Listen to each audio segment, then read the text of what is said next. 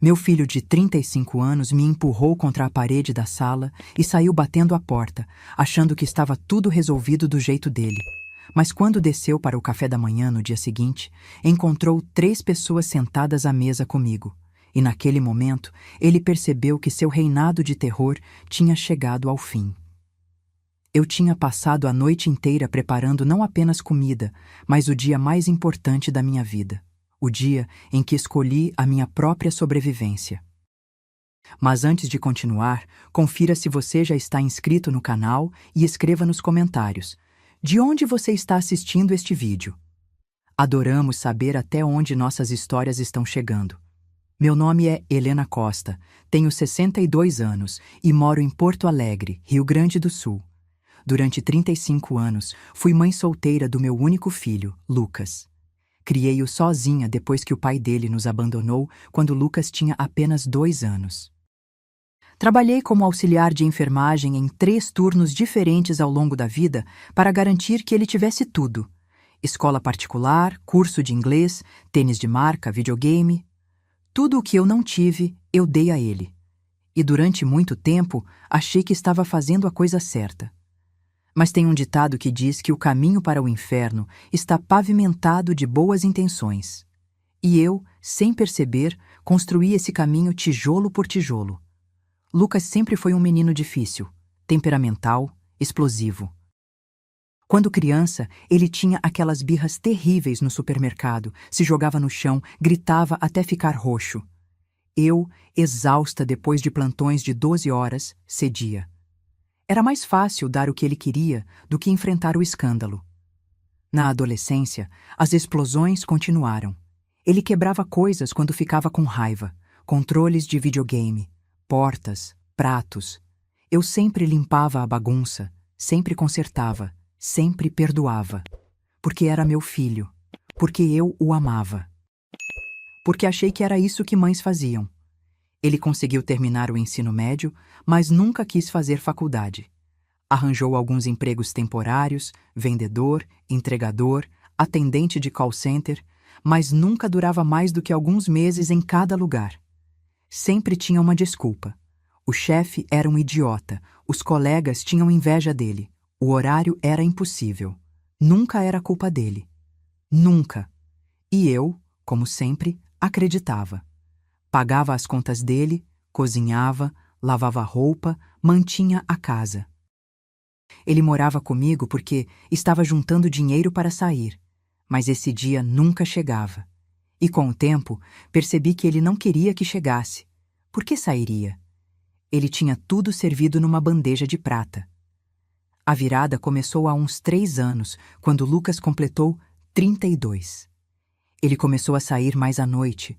Voltava nas primeiras horas da manhã cheirando a cerveja e cigarro. No início, tentei conversar. Filho, você não acha que deveria procurar um emprego fixo? Ter uma rotina mais saudável? Ele me olhava com aquele desdém que eu tinha começado a conhecer bem demais. Mãe, para de me encher, eu sei o que estou fazendo. Mas ele não sabia, e as coisas foram piorando. Ele começou a pedir dinheiro emprestado. Pequenas quantias no começo, 50, 100 reais. Só até sexta, mãe. Vou receber um freela. Eu emprestava e nunca via o dinheiro de volta. Depois foram 200, 500. Eu comecei a sentir o aperto no orçamento. Minha aposentadoria como auxiliar de enfermagem não era grande, mas sempre tinha sido suficiente para mim. Agora, mal dava para cobrir as despesas básicas. E a raiva dele cresceu proporcionalmente ao meu sufocamento financeiro. Qualquer coisa o irritava. Se o jantar não estava pronto na hora que ele queria, ele batia os punhos na mesa. Se eu pedia para ele abaixar o volume da TV porque eu precisava acordar cedo, ele aumentava mais ainda. Se eu sugeria que ele ajudasse com alguma tarefa da casa, ele explodia. Eu não sou teu empregado, essa casa também é minha. A primeira vez que ele me empurrou foi há 6 meses. Foi um empurrão leve, se é que existe isso. Eu estava em frente à geladeira, pegando ingredientes para fazer o almoço. Ele queria pegar uma cerveja. Eu não saí do caminho rápido o suficiente. Ele me empurrou para o lado com o ombro, forte o suficiente para eu bater contra o balcão. Sai da frente, mãe. Não foi um pedido, foi uma ordem. Fiquei chocada demais para reagir. Meu próprio filho tinha acabado de me empurrar. Mas quando olhei para ele, esperando ver arrependimento, vi apenas irritação. Como se eu tivesse sido inconveniente. Naquele momento, algo mudou dentro de mim. Não foi uma mudança grande e dramática. Foi pequena, uma rachadura fina num copo de vidro. Mas estava lá. A partir daquele dia, comecei a andar com cuidado na minha própria casa. Eu media minhas palavras, meus movimentos. Tentava não fazer nada que pudesse irritá-lo. E percebi, com um horror crescente, que estava com medo do meu próprio filho.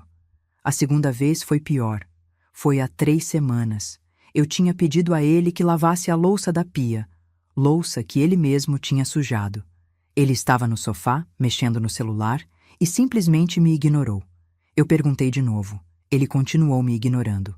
Na terceira vez, minha voz saiu mais firme. Lucas, estou falando com você. Ele se levantou do sofá como uma tempestade. Veio na minha direção com passos pesados, o rosto vermelho. Você quer que eu lave a louça? É isso? Você não tem mais nada para fazer na vida a não ser me encher o saco? Ele estava gritando, o rosto a centímetros do meu. Eu podia sentir a saliva dele respingando no meu rosto. Tentei recuar, mas ele agarrou meu braço. Os dedos dele cravaram na minha pele. Você é uma velha inútil e chata. Ninguém te aguenta. É por isso que meu pai foi embora. As palavras doeram mais do que o aperto no braço. Ele me soltou com um empurrão e saiu da casa, batendo a porta com tanta força que o quadro na parede caiu e o vidro se estilhaçou. Eu fiquei ali parada no meio da sala, tremendo. Olhei para o meu braço. Havia marcas vermelhas onde os dedos dele tinham apertado. Marcas que iam virar roxo no dia seguinte. Limpei o vidro quebrado. Lavei a louça e chorei no banho até a água ficar fria. Mas eu não fiz nada. Não liguei para ninguém. Não pedi ajuda. Porque ele era meu filho. E eu tinha vergonha. Vergonha de admitir que tinha criado um homem que me tratava assim. Vergonha de que os vizinhos descobrissem. Vergonha de que eu tinha falhado como mãe. Então, engoli o orgulho, escondi as marcas com manga comprida e fingi que estava tudo bem. Até que não estava mais. Foi numa quinta-feira, 3 dias atrás. Eu tinha acabado de chegar em casa, depois de uma consulta médica de rotina. Minha pressão estava alta. Não é surpresa, considerando o estresse constante que eu vivia. O médico tinha me dado uma bronca, dizendo que eu precisava reduzir o estresse ou ia acabar tendo um derrame. Cheguei em casa e encontrei Lucas na sala com 2 amigos dele. A casa cheirava a maconha e cerveja. Havia garrafas vazias espalhadas pela mesinha de centro, cinzas de cigarro no chão. Meu tapete favorito, aquele que eu tinha comprado numa viagem a Gramado há anos, estava manchado de algo que parecia molho de churrasco. Algo dentro de mim estourou. Lucas, o que está acontecendo aqui? Minha voz saiu mais alta do que eu pretendia. Eu pedi para você não trazer gente para casa quando eu não estivesse aqui. E vocês estão fumando maconha na minha sala. Os amigos dele riram. Riram de mim. Lucas se levantou, cambaleando um pouco. Ele estava bêbado. Mãe, relaxa. É só um baseadinho. Não faz mal para ninguém. Faz mal para mim. É a minha casa, Lucas, e eu não vou tolerar isso. O sorriso no rosto dele desapareceu. Sua casa? Essa casa é minha também. Eu cresci aqui. Eu tenho mais direito de estar aqui do que você. A lógica distorcida dele me deixou sem palavras, mas antes que eu pudesse responder, ele continuou. Sabe qual é o seu problema, mãe? Você é uma amarga, uma velha amarga que nunca teve vida própria e agora quer controlar a minha, pois eu não vou deixar. Ele deu um passo na minha direção. Eu recuei instintivamente. Os amigos dele ficaram em silêncio, observando. Um deles murmurou: Cara, calma. Mas Lucas não estava calmo. Ele apontou o dedo para o meu rosto. Você devia agradecer por eu ainda morar aqui. Quem mais ia aguentar você? Quem mais ia te fazer companhia na sua vidinha patética? Cada palavra era uma facada. Mas então ele cruzou a linha final. Ele me empurrou. Não foi um empurrão leve dessa vez. Foi um empurrão forte, com as duas mãos no meu peito. Eu voei para trás e bati contra a parede. Minha cabeça bateu no canto do aparador. A dor foi instantânea e aguda. Caí no chão, atordoada. Por um momento, houve silêncio total. Então, ouvi um dos amigos dele dizer: "Cara, isso foi longe demais. Vamos embora." Eles saíram rapidamente. Lucas ficou ali parado, olhando para mim no chão. Esperei que ele me ajudasse a levantar, que pedisse desculpas, que mostrasse algum arrependimento. Mas tudo o que ele disse foi: "Não deveria ter me provocado." E então, ele também saiu. Fiquei deitada no chão da minha sala por não sei quanto tempo. A dor na cabeça era intensa. Levei a mão até lá e senti algo quente e úmido. Sangue. Consegui me levantar com dificuldade e fui até o banheiro. Havia um corte na minha testa, não muito profundo, mas sangrando. Limpei com água e coloquei um band-aid. Olhei para o meu reflexo no espelho. Uma mulher de 62 anos, com um corte na testa, as mãos tremendo, os olhos vermelhos. E naquele momento, algo dentro de mim quebrou definitivamente. Não foi o copo rachado dessa vez. Foi o copo se estilhando em 1000 pedaços. Eu tinha duas opções: continuar vivendo assim até que ele me machucasse de verdade, talvez até me matasse, ou fazer algo drástico, algo que mudaria tudo para sempre. Olhei o relógio. Eram 7 da noite. Lucas provavelmente não voltaria até de madrugada. Eu tinha tempo. Saí do banheiro e fui para a cozinha. Não para fazer comida, para fazer um plano. Sentei-me à mesa da cozinha, a mesma mesa onde tinha servido milhares de refeições para o meu filho ao longo dos anos. A mesma mesa onde ele tinha feito lição de casa quando criança, onde tinha soprado velhinhas de aniversário, onde tinha me contado sobre seu primeiro dia de aula. Aquela mesa guardava tantas memórias boas, mas agora estava manchada com cerveja e cinzas de cigarro. Peguei um caderno velho e uma caneta. Minha mão ainda tremia, mas forcei-a a ficar firme. Comecei a escrever. Primeiro, escrevi tudo o que tinha acontecido nas últimas horas. O empurrão, a queda, o corte na cabeça, as palavras cruéis. Coloquei data e hora. Depois, voltei no tempo e escrevi sobre os outros incidentes. O empurrão na cozinha 6 meses atrás. O aperto no braço 3 semanas atrás. Os gritos, as ameaças, a manipulação financeira. Tudo. Cada detalhe que eu conseguia lembrar. Quando terminei, olhei para aquelas páginas. Era a história de um abuso. Não importava que o abusador fosse meu filho.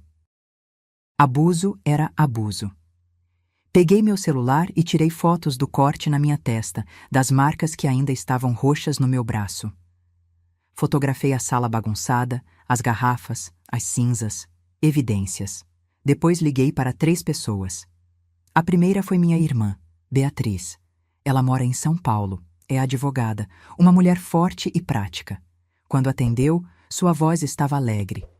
"Lena, que surpresa, tudo bem?" "Bia, preciso de você." Minha voz saiu fraca, quebrada. A alegria na voz dela morreu instantaneamente. "O que aconteceu?" Contei tudo. Cada palavra foi dolorosa de pronunciar. Ouvi o silêncio dela do outro lado, um silêncio pesado de raiva e tristeza. Quando terminei, ela disse: "Vou pegar o primeiro voo amanhã cedo. Por favor, me prometa que você vai se trancar no quarto essa noite e não vai confrontá-lo sozinha." "Eu prometo." "E Helena, você vai ter que fazer um boletim de ocorrência. Sabe disso, né?" Eu sabia. E tinha medo. Mas eu disse: "Eu sei." A segunda ligação foi para a minha melhor amiga, Carmen. Nós nos conhecemos há 30 anos, quando trabalhamos juntas no hospital. Ela é assistente social e já viu de tudo. Quando contei a ela, sua reação foi imediata e furiosa. "Esse menino precisa de uma lição, Helena, e você precisa de proteção. Vou estar aí amanhã de manhã, às 8 em ponto. E vou trazer o delegado que eu conheço, o Fernando. Ele é bom, é justo, vai levar isso a sério. Carmen, não precisa... Precisa, sim. Você não vai enfrentar isso sozinha, entendeu? Eu engoli o choro. Entendi, obrigada. A terceira ligação foi a mais difícil. Liguei para minha psicóloga, doutora Mônica. Sim, eu fazia terapia. Tinha começado há 1 ano, quando percebi que minha ansiedade estava fora de controle. Mas nunca tinha sido completamente honesta com ela sobre o Lucas. Sempre minimizava, sempre dizia que era só um pouco difícil em casa. Agora, não tinha mais como esconder. Ela atendeu mesmo sendo noite, e quando contei tudo, sua voz ficou séria e preocupada. Helena, você fez a coisa certa me ligando, e sabe que você vai precisar de apoio psicológico durante esse processo. Amanhã à tarde, quero você no meu consultório. Vamos falar sobre como você vai lidar com tudo isso emocionalmente, e vou te dar o contato de um grupo de apoio para vítimas de violência doméstica. Sim, mesmo que o agressor seja seu filho. Violência doméstica é violência doméstica. Depois de desligar, olhei para o relógio. Eram 9 da noite. Lucas ainda não tinha voltado. Comecei a preparar. Primeiro, limpei a sala. Joguei fora as garrafas, limpei as cinzas, tentei tirar a mancha do tapete. A casa precisava estar impecável amanhã. Não porque eu queria esconder o que tinha acontecido. As fotos eram prova suficiente. Mas porque eu precisava de controle. Precisava sentir que pelo menos minha casa estava em ordem, mesmo que minha vida estivesse em caos. Depois, fui para a cozinha e comecei a cozinhar. Eu sei, parece loucura. Por que alguém cozinharia depois de passar por tudo isso? Mas cozinhar sempre foi minha terapia. Quando as coisas ficavam difíceis, quando eu me sentia perdida, eu cozinhava. E naquela noite, eu precisava fazer algo com minhas mãos, algo que me mantivesse focada. Fiz pão de queijo, aquele que Lucas adorava quando era criança. Fiz bolo de cenoura com cobertura de chocolate. Fiz um arroz doce e cremoso. E enquanto cozinhava, chorei. Chorei pelo menino que ele tinha sido. Chorei pela mãe que eu tinha tentado ser. Chorei pela relação que nós nunca mais teríamos. Porque eu sabia que o que estava prestes a fazer mudaria tudo. Para sempre. Não havia volta. Por volta de 00:30, ouvi a chave na porta. Meu coração disparou. Rapidamente peguei meu celular e a bolsa e fui para o meu quarto. Tranquei a porta com a chave e encostei uma cadeira nela. Deitei-me na cama totalmente vestida, com o celular na mão, pronta para ligar para a polícia se ele tentasse entrar. Ouvi os passos dele pela casa.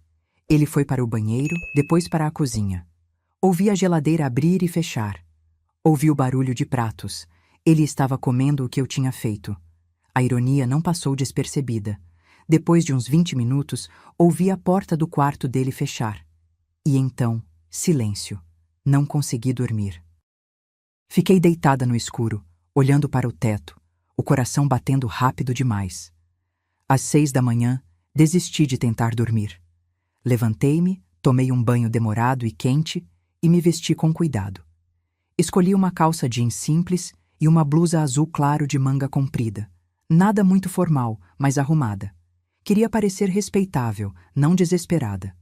Coloquei uma maquiagem leve, mas não cobri o corte na testa. Ele precisava ser visto.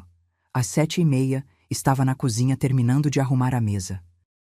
Tinha preparado o café fresco, tirei o pão de queijo do forno, coloquei o bolo na mesa, preparei frutas. A mesa estava linda, quase festiva. Uma última refeição. Às 8 em ponto, a campainha tocou. Respirei fundo e fui atender. Do lado de fora estavam Carmen, elegante e séria com sua roupa de trabalho, e ao lado dela, um homem de meia-idade em traje civil, mas com uma postura que gritava autoridade. O delegado Fernando. Bom dia, Helena. Carmen me abraçou apertado. Esse é o delegado Fernando Souza. Fernando, essa é minha amiga Helena. Ele me estendeu a mão e a apertou com firmeza, mas gentileza. Seus olhos foram direto para o corte na minha testa. Senhora Helena, obrigado por permitir que eu venha aqui. A Carmen me explicou a situação. Vamos resolver isso da melhor forma possível para a senhora. Obrigada por vir. Minha voz saiu mais fraca do que eu gostaria. Convida-os a entrar e fechei a porta. Naquele exato momento, ouvi um barulho no andar de cima. Passos. Lucas estava acordando. Carmen olhou para mim. Você está pronta? Eu não estava. Não realmente. Mas acenei com a cabeça mesmo assim. Sim. Levei-os até a sala de jantar. Eles se sentaram. A mesa estava posta para 4 pessoas. Eu me sentei na cabeceira. Carmen ficou à minha direita, o delegado à minha esquerda. E na outra cabeceira, do outro lado da mesa, havia um lugar vazio, o lugar de Lucas. Ouvimos os passos dele descendo a escada. Lentamente. Ele estava de ressaca, com certeza. Ouvi-o ir direto para a cozinha, o som da torneira abrindo. Ele estava pegando água. E então ele apareceu na porta da sala de jantar. Estava de bermuda e camiseta amassada, o cabelo bagunçado, os olhos inchados. Ele olhou para a mesa, para a comida e começou a sorrir. Aquele sorriso presunçoso que eu tinha aprendido a odiar. Ele achou que eu tinha preparado tudo aquilo como um pedido de desculpas, como se eu estivesse tentando apaziguá-lo depois da briga. Bom dia, mãe. Que café da manhã bonito! Ele pegou uma cadeira e estava prestes a se sentar quando finalmente notou as outras 2 pessoas na mesa. O sorriso congelou no rosto dele. Os olhos dele foram de Carmen para o delegado e de volta para mim. Confusão, depois reconhecimento, depois pânico. Mãe, quem são essas pessoas? Eu mantive minha voz calma, mesmo que meu coração estivesse batendo como um tambor. Lucas, senta. Precisamos conversar. Lucas não se sentou. Ele ficou ali parado, segurando o encosto da cadeira, os nós dos dedos ficando brancos.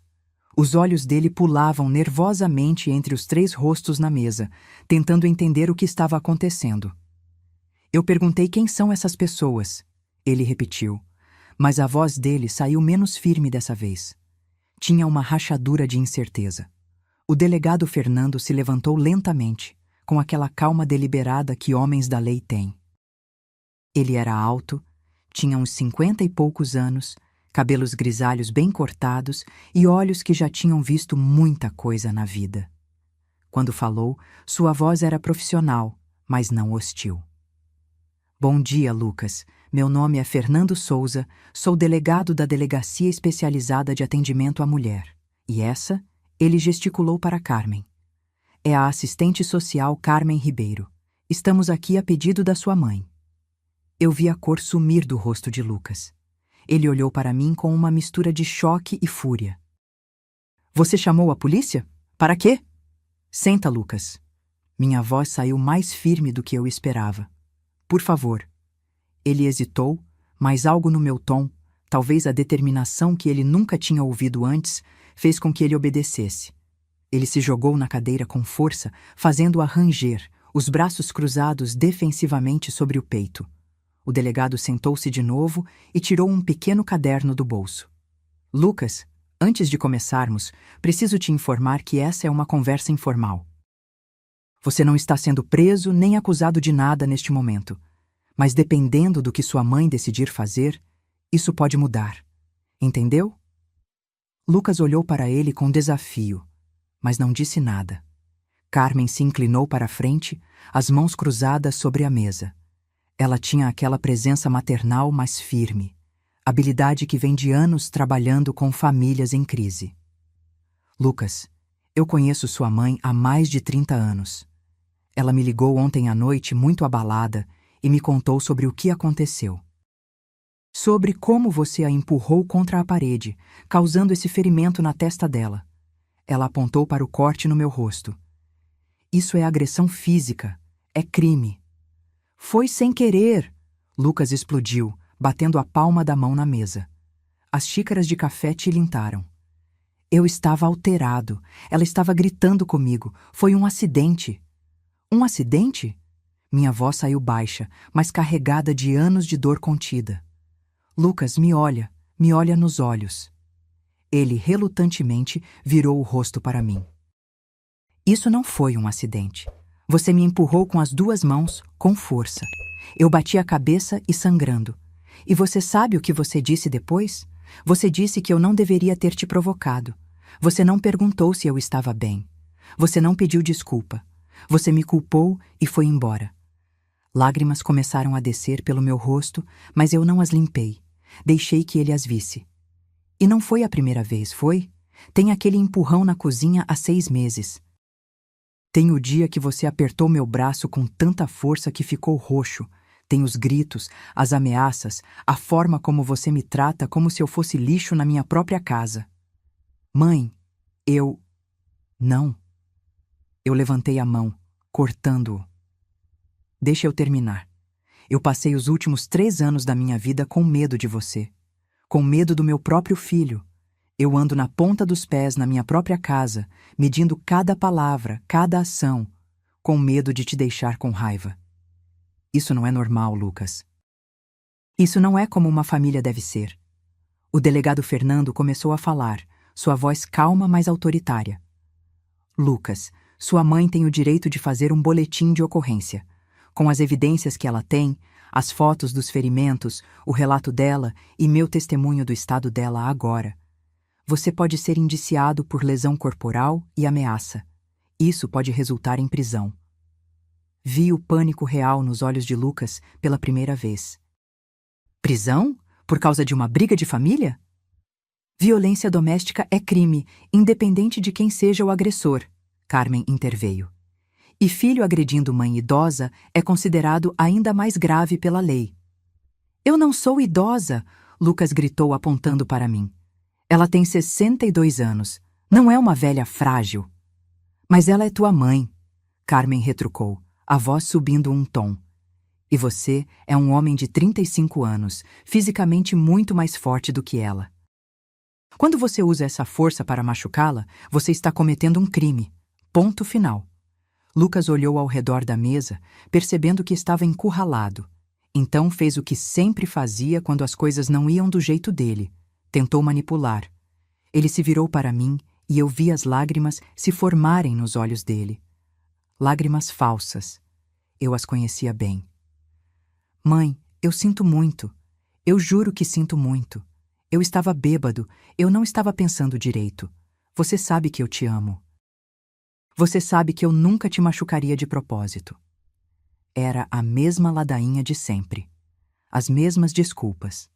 As mesmas promessas vazias. E pela primeira vez na minha vida, eu não caí nelas. Lucas, quantas vezes você me disse isso? Quantas vezes você prometeu que ia mudar, que ia procurar ajuda, que ia melhorar? Minha voz estava firme agora, fria até. E quantas vezes você realmente mudou? Nunca. Você só fica pior. Eu vou mudar de verdade dessa vez. Eu prometo. Eu vou parar de beber, vou procurar um emprego de verdade, vou... Não. Eu cortei ele de novo, e a firmeza na minha voz surpreendeu até a mim mesma. Não mais. Eu não acredito mais em você. O silêncio que caiu sobre a mesa foi pesado. Lucas me encarou como se eu tivesse dado um tapa nele. Talvez, de certa forma, eu tivesse. Carmen aproveitou o momento. Helena me contou que você mora aqui sem pagar aluguel, sem contribuir com as despesas, sem trabalhar regularmente, é verdade? Lucas olhou para ela com raiva. Essa é minha casa também. Eu cresci aqui. Mas a casa está no nome da tua mãe, certo? O delegado perguntou. E ela que paga todas as contas. Lucas não respondeu, o que era resposta suficiente. Então, tecnicamente, você está aqui por permissão dela, Fernando continuou. E ela tem todo o direito de te pedir para sair. A cabeça de Lucas virou para mim tão rápido que quase ouvi o pescoço estalar. Você vai me expulsar? Da minha própria casa? Essa não é mais tua casa, Lucas. As palavras saíram da minha boca antes que eu pudesse ter coragem de parar. Não depois do que você fez. Não depois de como você me trata. Ele se levantou bruscamente, a cadeira raspando no chão com um som horrível. Você não pode fazer isso. Eu não tenho para onde ir. Então, talvez devesse ter pensado nisso antes de me empurrar contra a parede, eu disse, minha voz quebrando um pouco, mas não vacilando. O delegado também se levantou, uma mão indo instintivamente para o cinto onde ficava a arma. Não que ele fosse usá-la, mas era um gesto de precaução. Lucas, senta, agora. Havia algo no tom dele, uma autoridade inegável que fez Lucas obedecer. Mas eu podia ver a raiva fervendo nele, pronta para explodir. Carmen puxou alguns papéis da bolsa dela. Helena, essas são informações sobre abrigos temporários e programas de assistência para homens em situação de vulnerabilidade. Se você decidir que Lucas precisa sair, ele não vai ficar na rua. Existem recursos. Abrigo? Lucas praticamente cuspiu a palavra. Você quer me colocar num abrigo como se eu fosse um mendigo? Você teve 35 anos para se tornar independente, eu disse, cada palavra pesando como chumbo. Eu te dei tudo, paguei tudo, fiz tudo por você. E em troca, você me desrespeitou, me usou e agora me machucou fisicamente. Então sim, se você não tem para onde ir, é problema seu, não meu, não mais. Vi algo quebrar nos olhos dele. Não arrependimento, mas a realização de que ele tinha perdido o controle sobre mim. Que sua mãe, que sempre tinha sido tão fácil de manipular, tinha finalmente encontrado sua espinha dorsal. E ele não gostou nada disso. Você está fazendo isso por causa daquelas suas amigas, não é? Lucas apontou para Carmen com desdém. Elas estão colocando ideias na sua cabeça. Você nunca teria coragem de fazer isso sozinha. Carmen abriu a boca para responder, mas eu a interrompi. Essa era minha batalha.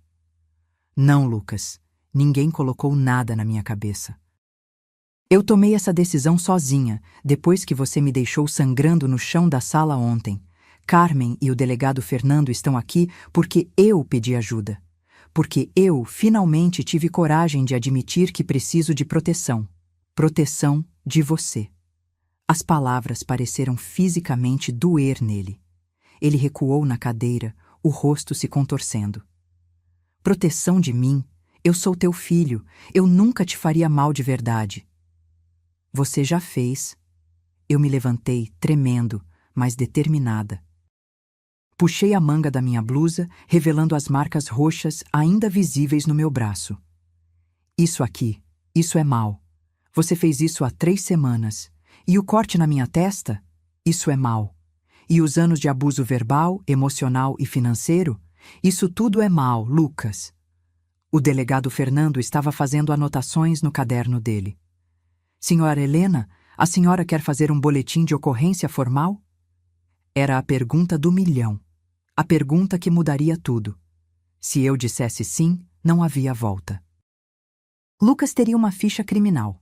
Ele poderia ser preso. Nossa relação, já tão destruída, seria completamente obliterada. Mas se eu dissesse não, o que mudaria? Ele aprenderia alguma coisa? Ou simplesmente continuaria o mesmo ciclo de abuso, sabendo que eu nunca teria coragem de fazer nada? Olhei para o meu filho, para o homem que eu tinha carregado no meu ventre, amamentado, ensinado a andar, consolado quando chorava. O menino que tinha me dado flores no Dia das Mães, que tinha dormido no meu colo quando estava doente, que tinha me dito que eu era a melhor mãe do mundo. Onde estava aquele menino? Quando ele tinha morrido e esse estranho raivoso tinha tomado seu lugar? Sim, eu disse, e minha voz não tremeu. Eu quero fazer o boletim de ocorrência. Lucas se levantou tão rápido que a cadeira caiu para trás com um estrondo. Você não pode fazer isso comigo. O delegado também se levantou, colocando-se entre mim e Lucas. Senta, Lucas. Última vez que vou pedir. Isso é ridículo, Lucas gritou, ignorando o delegado. Ele estava olhando para mim com uma intensidade que me dava medo. Depois de tudo que eu passei, depois de perder meu emprego, depois de ter que aguentar a decepção de não ser o que todo mundo esperava, você vai me trair assim? Eu te traí? Eu não consegui evitar. Ri. Uma risada amarga, sem humor. Lucas, eu passei 35 anos sacrificando minha vida pela tua. Eu trabalhei em 3 turnos para tu puderes ter tudo. Eu segurei essa casa sozinha. Eu te amei incondicionalmente. E você fala em traição? A única traição aqui foi a tua. Você traiu minha confiança, meu amor, minha saúde mental. Você me transformou em uma mulher assustada na própria casa. Porque você me sufoca, ele rugiu de volta. Você sempre me sufocou, sempre controlando, sempre perguntando, sempre cobrando. Um homem não pode respirar aqui. Eu perguntava sobre tua vida porque me importava. Eu cobrava porque queria que você fosse alguém. Mas aparentemente isso era sufocante. Então me diz, Lucas, o que exatamente você queria? Uma mãe que te deixasse beber até cair, que pagasse todas tuas contas sem questionar, que aceitasse tuas agressões em silêncio? Porque se era isso, você encontrou. Eu fui essa mãe por tempo demais. Carmen se levantou e veio ficar ao meu lado, colocando uma mão protetora no meu ombro. Aquele simples gesto de apoio quase me fez desmoronar, mas eu me forcei a manter a compostura. Lucas, Carmen disse, sua voz mais suave agora, tentando uma abordagem diferente. Eu sei que você está com raiva. Eu sei que você se sente encurralado. Mas você precisa entender que suas ações têm consequências. Você não pode continuar tratando sua mãe assim e esperar que não haja repercussões. Vocês não entendem, Lucas disse, e pela primeira vez havia algo parecido com desespero genuíno na voz dele. Eu estou passando por um momento difícil. Eu perdi meu emprego, não consigo arrumar nada que preste, todo mundo me trata como um fracasso. E em vez de procurar ajuda, em vez de trabalhar para melhorar, você descontou tudo em mim, eu completei. Fiz de mim teu saco de pancadas emocional e agora físico também. Ele abriu a boca para protestar, mas não conseguiu encontrar as palavras, porque ele sabia que era verdade. O delegado voltou a falar, sua voz profissional e firme. Lucas, vou ser direto com você. Sua mãe tem evidências suficientes para te indiciar. As marcas, as fotos, o relato dela e o meu testemunho do estado dela hoje. Você tem 2 opções. Opção 1. Você aceita sair desta casa voluntariamente hoje mesmo, busca ajuda profissional, terapia, grupo de apoio, o que for necessário, e sua mãe pode optar por não prosseguir com as acusações formais. Lucas olhou para mim, esperançoso pela primeira vez. Opção 2, Fernando continuou. Você recusa sair, continua criando problemas, e eu te prendo agora mesmo por agressão e perturbação da ordem. E aí o processo segue seu curso legal, com todas as consequências que isso implica. O silêncio na sala era absoluto. Só se ouvia o tic-tac do relógio na parede e a respiração pesada de Lucas. Mãe, ele disse finalmente, e sua voz estava quebrada. Por favor, não faz isso. Eu não tenho para onde ir. Eu não tenho dinheiro. Não tenho nada. Meu coração apertou. Por mais que eu estivesse ferida e com raiva, ele ainda era meu filho. O instinto maternal de proteger ainda estava lá, uma força quase física puxando-me na direção dele. Mas então lembrei da sensação da minha cabeça batendo contra a parede, do gosto de sangue na boca, do medo absoluto que eu sentia dele. Você tem até o fim do dia, eu disse, minha voz firme apesar das lágrimas escorrendo pelo meu rosto. Pega tuas coisas e sai. Carmen vai te dar as informações dos lugares que podem te ajudar. Mas você não dorme mais uma noite nesta casa. E sobre o boletim de ocorrência? Ele perguntou, a voz pequena. Olhei para o delegado Fernando, depois para Carmen e finalmente de volta para Lucas. Se você sair sem fazer cena, se você buscar ajuda de verdade, eu não vou prosseguir com as acusações. Mas isso não significa que está perdoado, Lucas. Significa apenas que eu estou te dando uma chance de consertar tua vida. A última chance. Ele assentiu lentamente, derrotado. Quanto tempo eu tenho? Até às 6 da tarde, eu disse. Depois disso, eu vou trocar as fechaduras. Você já tem alguém para fazer isso? Carmen perguntou baixinho. Meu vizinho Jorge é chaveiro. Ele já disse que pode vir assim que eu ligar. Lucas olhou para mim como se eu fosse uma estranha. Talvez eu fosse. A mãe que ele conhecia teria cedido, teria perdoado, Teria deixado ele ficar só mais uma chance. Mas aquela mãe tinha morrido ontem à noite no chão da sala, ao lado da mancha de sangue no tapete. Está bem, ele disse finalmente. Eu vou. Ele se levantou e começou a sair da sala, mas parou na porta e se virou para mim uma última vez. Você vai se arrepender disso. Quando você estiver sozinha nesta casa, velha e sozinha, você vai perceber que perdeu a única família que tinha. As palavras foram projetadas para doer, para me fazer questionar minha decisão. E doeram. Mas eu não vacilei. Talvez eu fique sozinha, Lucas, mas pelo menos vou estar em paz. E essa paz vale mais do que qualquer companhia tóxica, mesmo que seja a do meu próprio filho. Ele saiu sem dizer mais nada, e ouvi os passos pesados dele subindo a escada, indo para o quarto para fazer as malas. Assim que ele saiu, minhas pernas falharam. Eu meio que caí na cadeira, o corpo inteiro tremendo. Carmen imediatamente se ajoelhou ao meu lado, me abraçando enquanto eu finalmente deixava as lágrimas correrem livremente. Você fez a coisa certa, ela murmurava. Você foi tão corajosa. Oh, mas eu não me sentia corajosa. Me sentia destruída.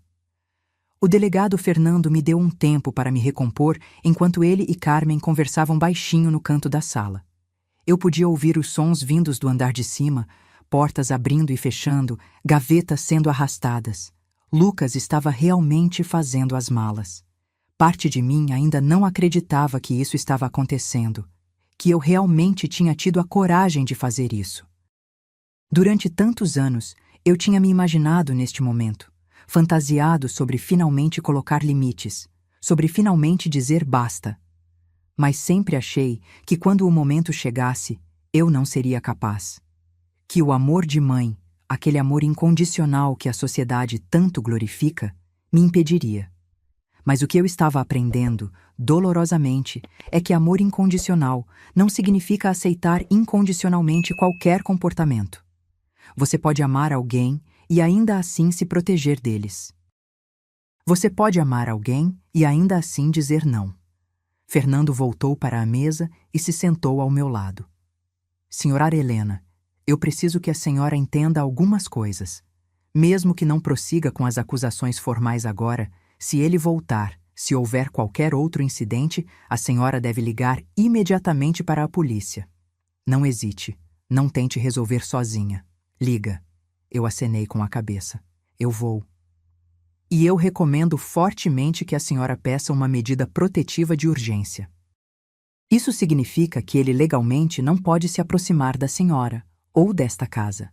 Qualquer violação disso e ele vai preso automaticamente.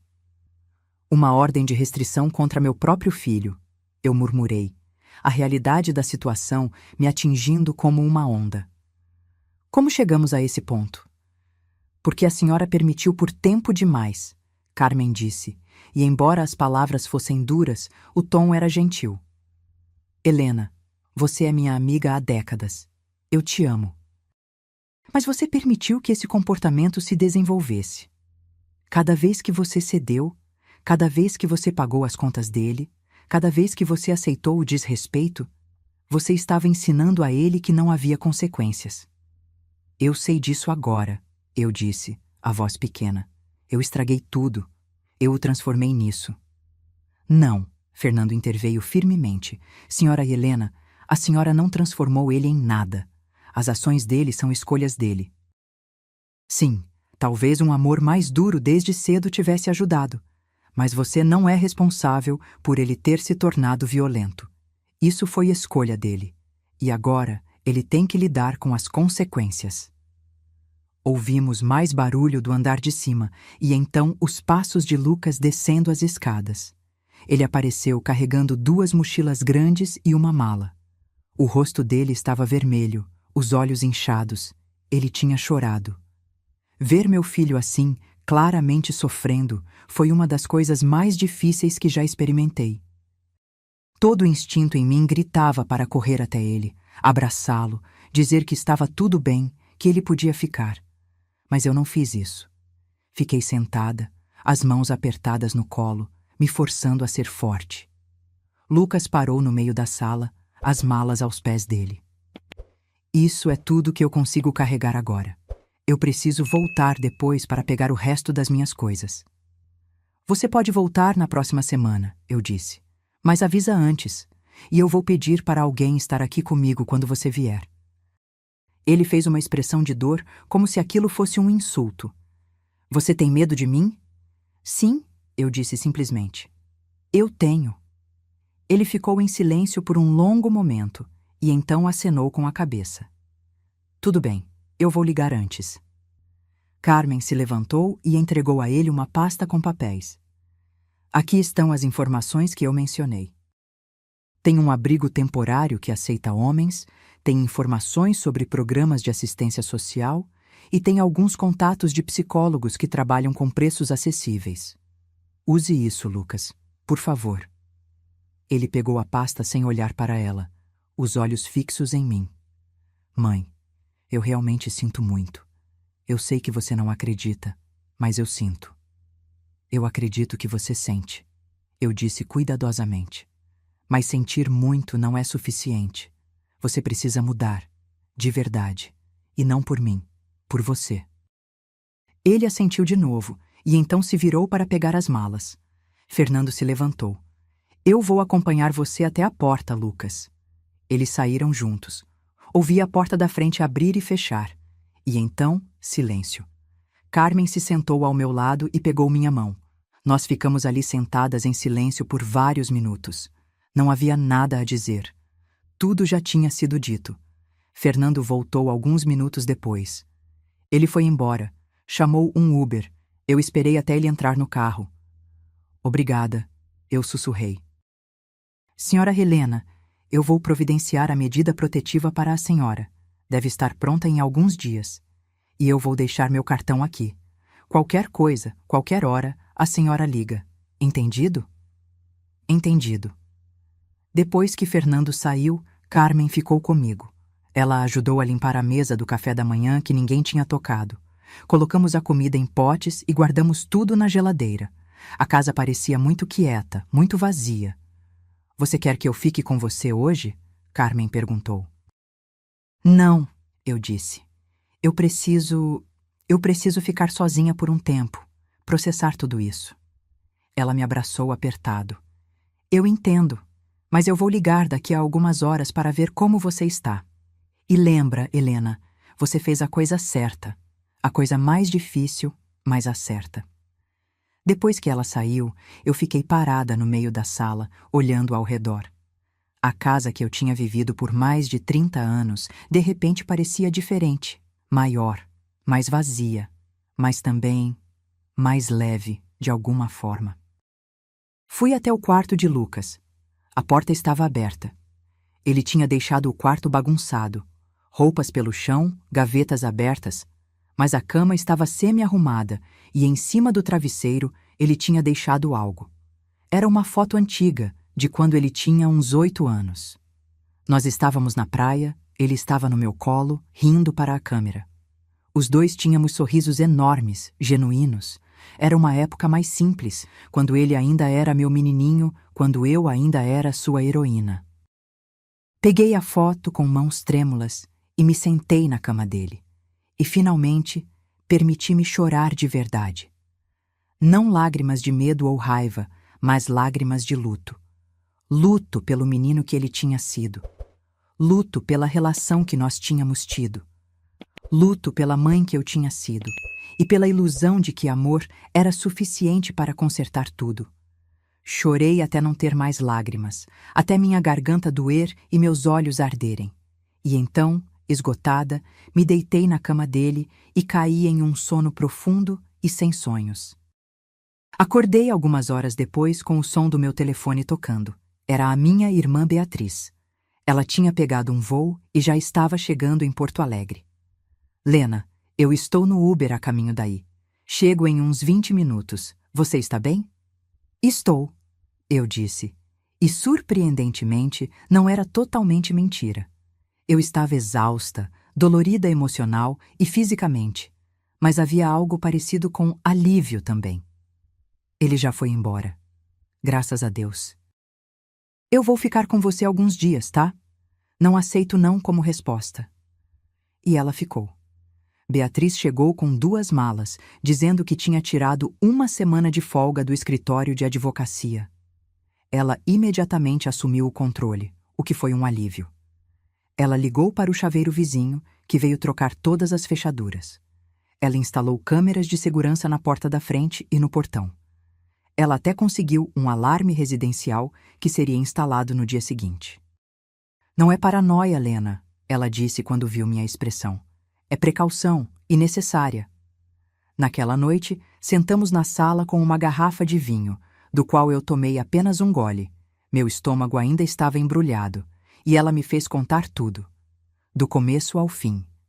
Cada incidente, cada momento de medo, cada vez que eu tinha cedido quando deveria ter sido firme. Quando terminei, ela estava chorando. Lena, por que você nunca me contou?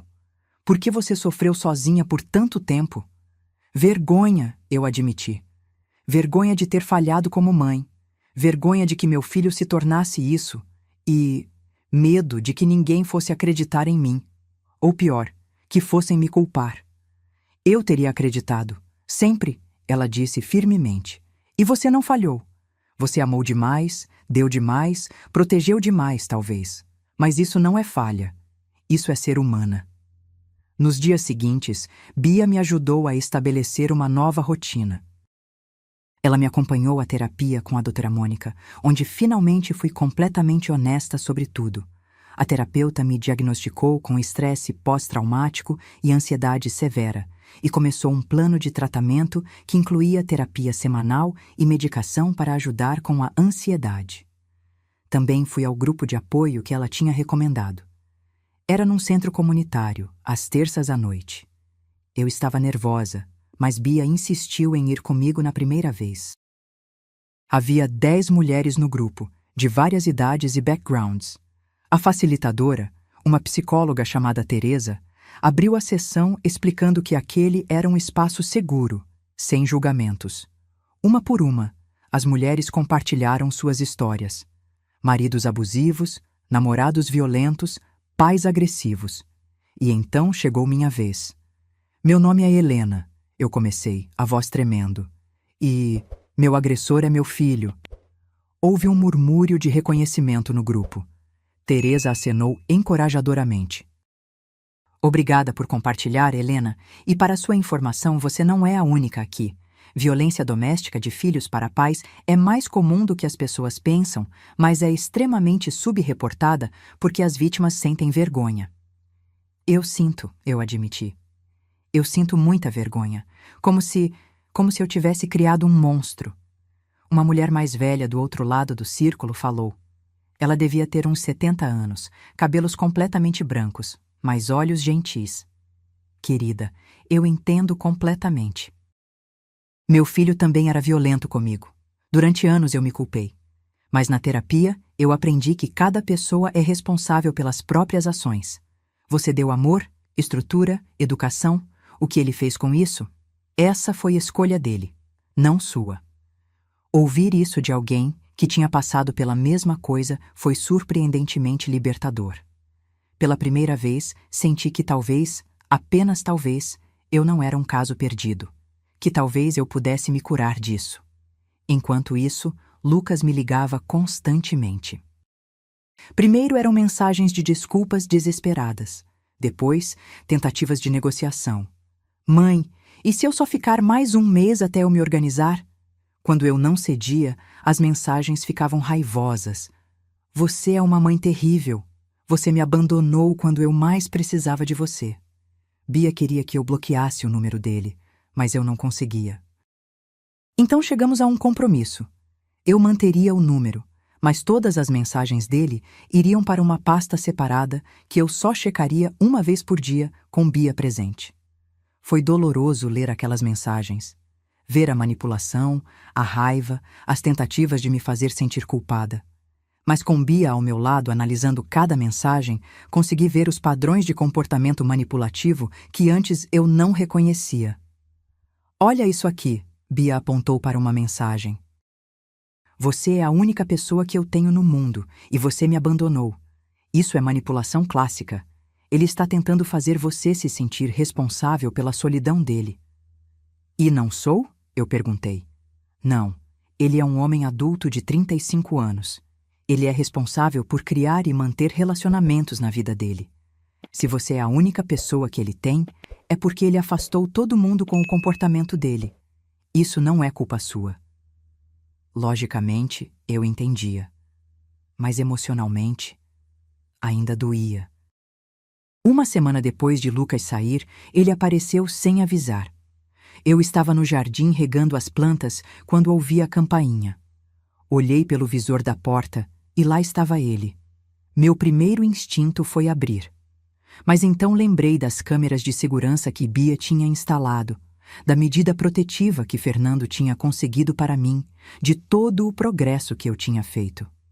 Lucas, você não pode estar aqui, eu disse através da porta fechada. A medida protetiva diz que você precisa manter distância. Mãe, por favor, eu só quero conversar. 5 minutos. Não, você tinha que ter ligado antes se quisesse pegar suas coisas. Agora você precisa ir embora ou eu vou ter que ligar para a polícia. Houve um longo silêncio. Então, você realmente ia fazer isso? Chamar a polícia para seu próprio filho? Sim, eu disse, minha voz firme apesar do coração acelerado. Eu ia. Ele xingou, um palavrão feio que me fez recuar da porta.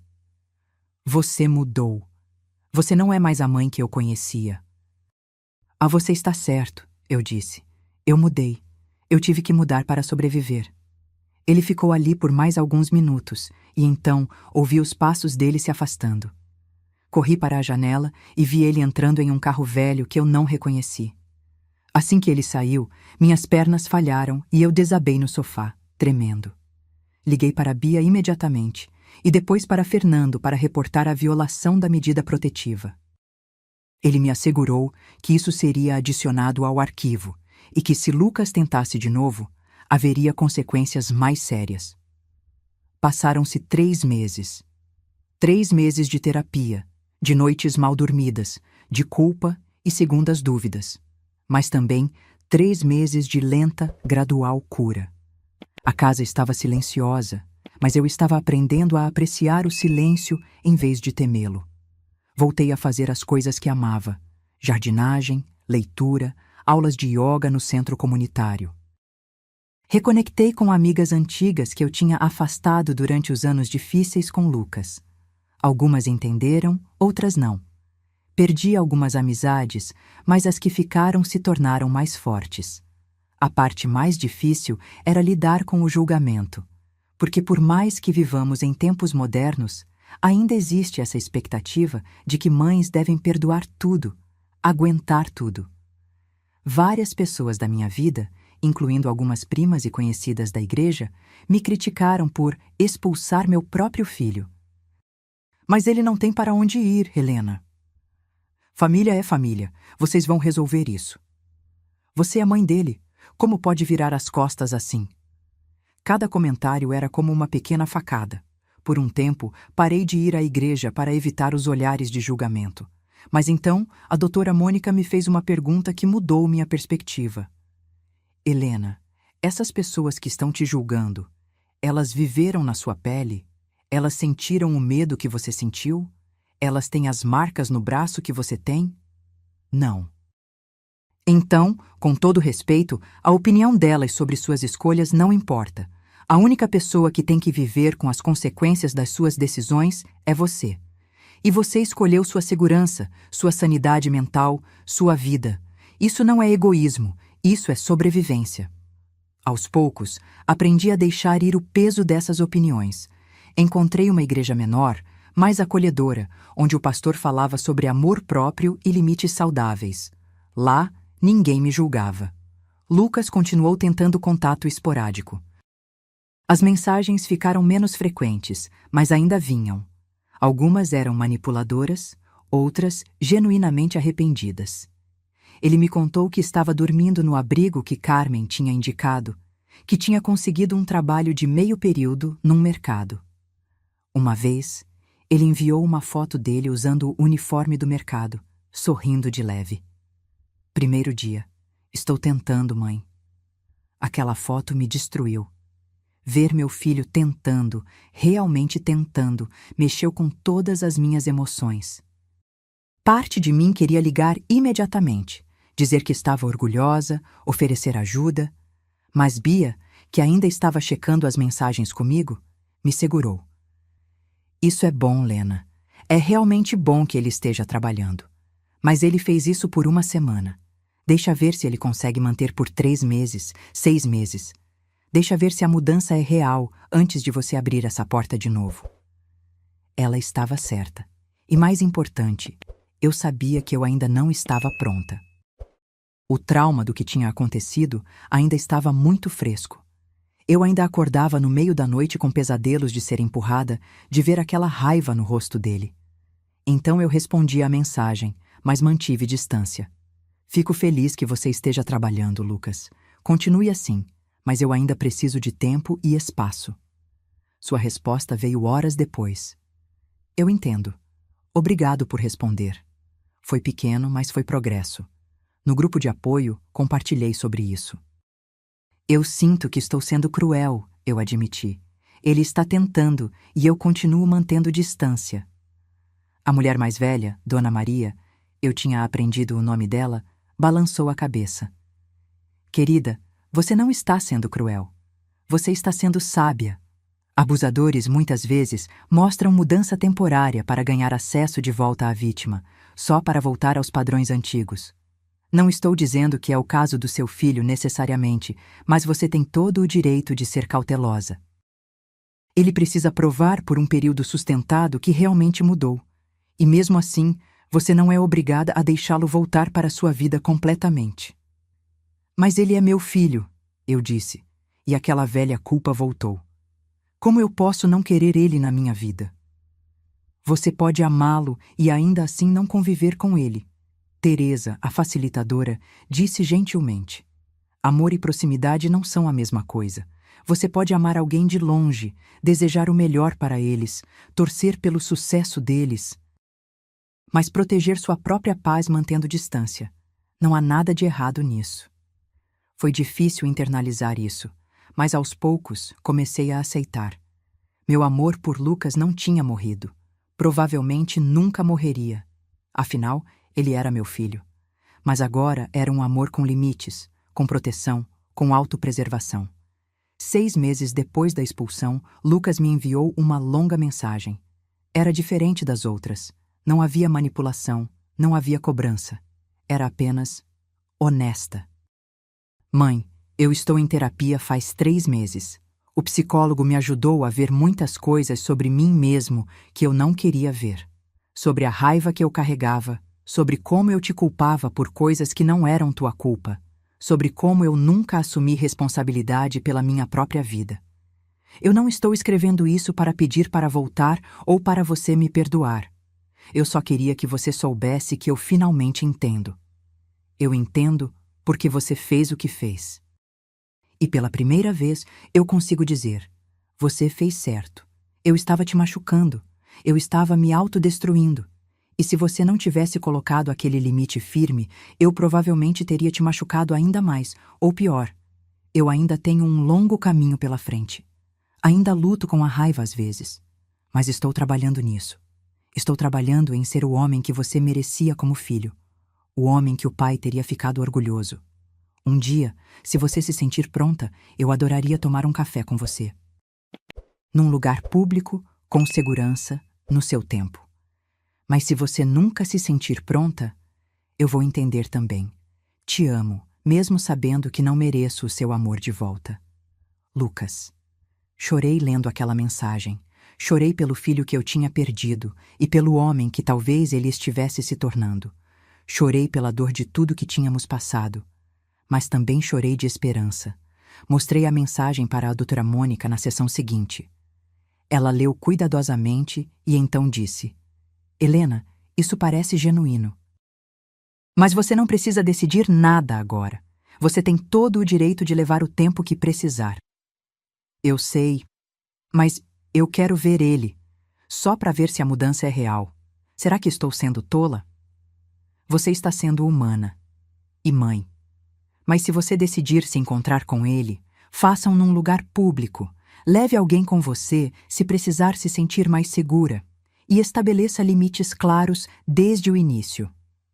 Deixe claro que esse encontro não significa que está tudo perdoado e esquecido. Levei 2 semanas para responder. 2 semanas de processar, de conversar com Bia, com Carmen, com o grupo de apoio, e então, finalmente, escrevi de volta.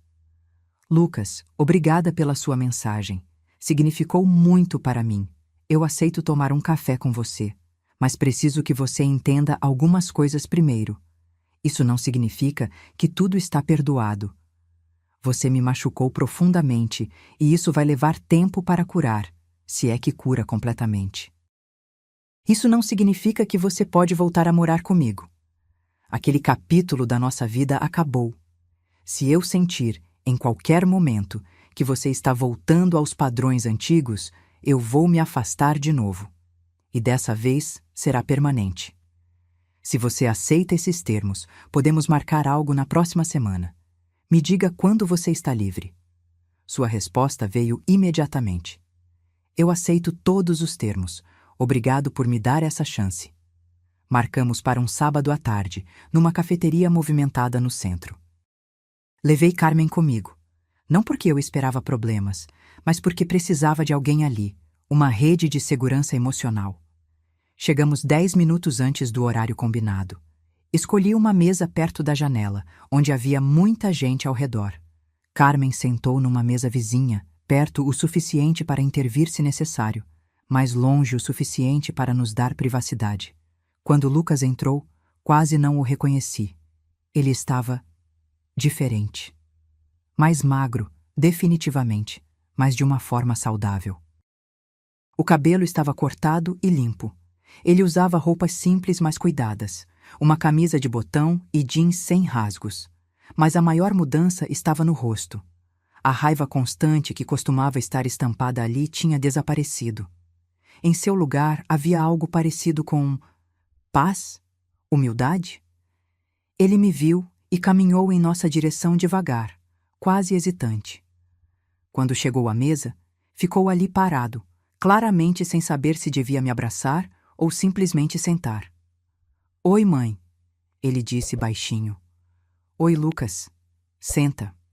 Ele sentou, as mãos nervosamente brincando com o menu. Pedimos café e ficamos em silêncio constrangedor por alguns momentos. Você está bem? Ele perguntou finalmente. O corte na sua testa sarou? Instintivamente levei a mão ao local. Tinha sarado semanas atrás, deixando apenas uma pequena cicatriz que eu cobria com franja agora. Sarou. Eu penso naquele dia todo dia, ele disse, olhos fixos na mesa. A imagem de você no chão, sangrando, por minha causa. Eu não consigo tirar da cabeça. Bem, eu disse, minha voz saindo mais dura do que pretendia. Eu também penso naquele dia todo dia. É difícil esquecer quando seu próprio filho te agride. Ele encolheu com minhas palavras, mas não recuou. Eu mereço isso. Mereço cada palavra dura, cada olhar de raiva, e vou merecer por muito tempo. Nosso café chegou, dando-nos algo para fazer com as mãos. Bebi um gole, deixando o calor me acalmar. Lucas, eu preciso saber. O que mudou? Por que agora? Porque não há 6 meses, ou 1 ano, ou 3 anos atrás, antes de tudo ficar tão ruim? Ele respirou fundo. Honestamente? Porque eu precisava bater no fundo do poço. E quando você me expulsou, aquele foi meu fundo do poço. De repente eu estava num abrigo, dividindo o quarto com outros 5 homens, alguns com problemas sérios de dependência e saúde mental. Eu não tinha nada, nenhuma rede de segurança. E pela primeira vez na minha vida, eu não podia culpar você. Você não estava lá para ser meu saco de pancadas emocional. Ele parou para beber um gole de café, organizando os pensamentos. No abrigo, tem um assistente social que conversa com a gente. Ele foi quem me convenceu a procurar terapia.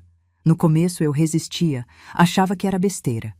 Mas eu estava tão vazio, tão perdido. Então fui. E meu terapeuta, Dr. Augusto, ele não aceitava minhas desculpas. Toda vez que eu tentava culpar você, ou meu pai por ter morrido, ou meus chefes, ou quem quer que fosse, ele me parava. E qual foi sua parte nisso? O que você poderia ter feito diferente? Era frustrante, mas necessário. E o que você descobriu? Eu perguntei. Que eu estava com raiva. Tanta raiva. Raiva do pai por morrer e me deixar. Raiva de mim mesmo por não conseguir ser bem-sucedido como eu achava que deveria ser. Raiva do mundo por não ser como eu esperava. E em vez de lidar com essa raiva de forma saudável, eu depositava tudo em você. Porque você estava lá. Porque você sempre estava lá, sempre aguentando, sempre perdoando. Eu sabia, em algum nível subconsciente, que não importava o que eu fizesse, você ainda me amaria. Então eu abusava disso. Abusava de você. Lágrimas começaram a descer pelo seu rosto e ele não tentou escondê-las. E a pior parte, uma parte de mim curtia ter aquele poder sobre você. Curtia ver você andar em bicos de pés, tentando não me irritar. Fazia eu me sentir forte, no controle. Em todos os outros aspectos da minha vida, eu era um fracasso, mas pelo menos em casa eu era o rei, sabe? Era doloroso ouvir, mas também necessário. Ele estava finalmente sendo honesto, talvez pela primeira vez. O Dr. Augusto me fez ver que isso era um padrão de abuso. E que abuso não é só físico. O que eu fazia com você há anos, o abuso verbal, emocional, financeiro, tudo isso é abuso.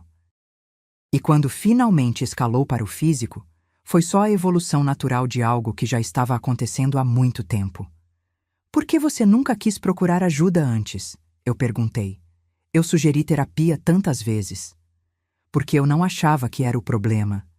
Eu achava que você era super protetora, que você não me deixava ser eu mesmo, que você era a razão da minha infelicidade. É fácil culpar outras pessoas. É muito mais difícil olhar no espelho e ver suas próprias falhas.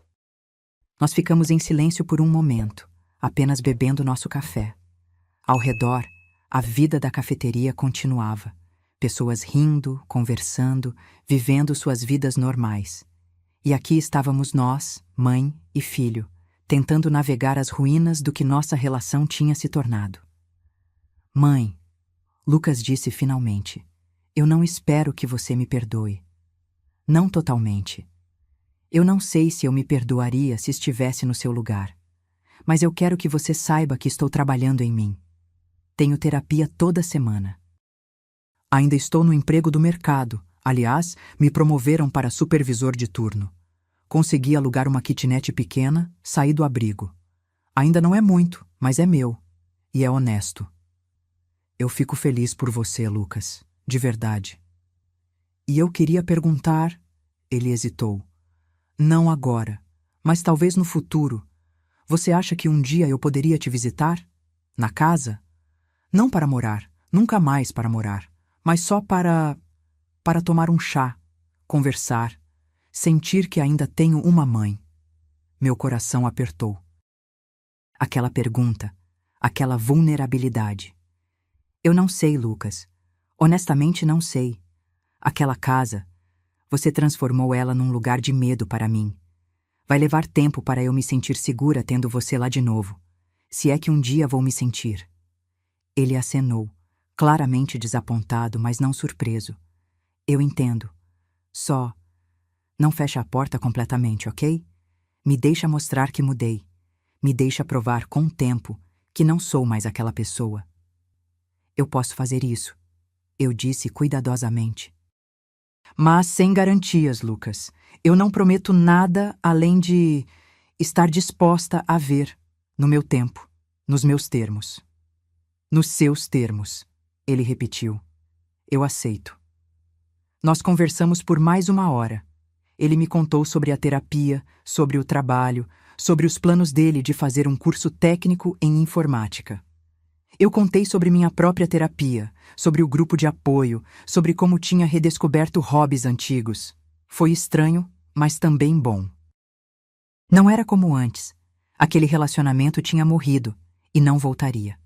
Mas talvez, apenas talvez, pudéssemos construir algo novo. Algo mais saudável, com limites claros e respeito mútuo. Quando nos despedimos, ele me perguntou se podia me abraçar. Eu hesitei, mas aceite. Foi um abraço breve, cuidadoso. Não como os abraços que dávamos antes, cheios de amor incondicional. Mas foi um começo. Voltei para casa com Carmen, que tinha observado tudo de longe. Como você está se sentindo? Ela perguntou. Confusa, esperançosa, assustada, tudo ao mesmo tempo. Isso é completamente normal. Você deu um passo enorme hoje. E tinha dado. Mas sabia que era só o primeiro de muitos. A cura, tanto a minha quanto a dele, seria uma jornada longa. Talvez nunca chegássemos ao destino final de uma relação completamente restaurada. Talvez isso não fosse possível depois de tudo o que aconteceu. Mas pela primeira vez em anos, eu tinha esperança. Não esperança de voltar ao que éramos. Isso era impossível e, honestamente, não desejável. Mas esperança de que talvez pudéssemos nos tornar algo novo. Mãe e filho, mas com respeito, com limites, com saúde. E o mais importante, eu tinha me escolhido. Tinha colocado minha segurança, minha saúde mental, minha paz em primeiro lugar. E não importava o que acontecesse com Lucas daqui para frente, aquela lição eu nunca esqueceria. Eu tinha aprendido, da forma mais dolorosa possível, que às vezes o maior ato de amor que você pode fazer, tanto por você quanto pela outra pessoa, é dizer não. É colocar limites. É proteger sua própria chama antes que alguém a apague completamente. Hoje, quase um ano depois daquele café da manhã fatídico, estou numa jornada de reconstrução. Minha casa não é mais um lugar de medo. É meu santuário de novo. As marcas no meu braço já sumiram, assim como a cicatriz na testa está quase invisível. Mas as cicatrizes emocionais ainda estão aqui, sendo tratadas gentilmente na terapia. Lucas e eu nos vemos uma vez por mês para café. Sempre em público, sempre nos meus termos. Ele continua em terapia, continua trabalhando, continua mostrando, lentamente, que mudou. Não sei se um dia ele voltará a pisar na minha casa. Talvez sim, talvez não. E está tudo bem. Porque agora eu sei que meu amor por ele não precisa custar minha própria paz. Agora, se você gostou dessa história, clica em se inscrever e me diz nos comentários qual parte te deixou de queixo caído. Ah, e não esqueça de se tornar membro para ter acesso a vídeos exclusivos que não posto aqui. Te espero lá.